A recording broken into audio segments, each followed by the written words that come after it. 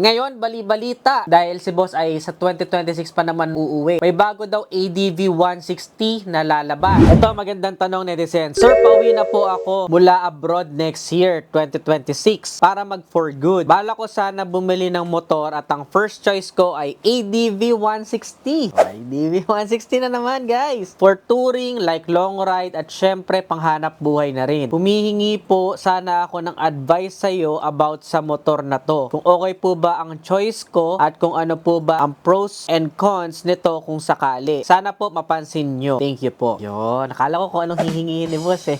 So nung nakaraan nga netizens, diba, nagawa tayo ng poll, nagulat ako kasi ADV 160 nga, yung may pinakamalaking boto kung ano yung next motorcycle natin. Isa nga naman ito sa mga talagang inabangan kong motorsiklo na dumating dito sa Pilipinas. Kasi yung ADV 150 noon, sobrang pinagkaguluhan na dahil yung mga kondisyon ng kalsada natin dito sa Pilipinas, kahit nasa urban ka, eh medyo lubak-lubak pa rin kasi yung maayos na kalsada, ginagawa, di ba? Pambili ng Rolls Royce.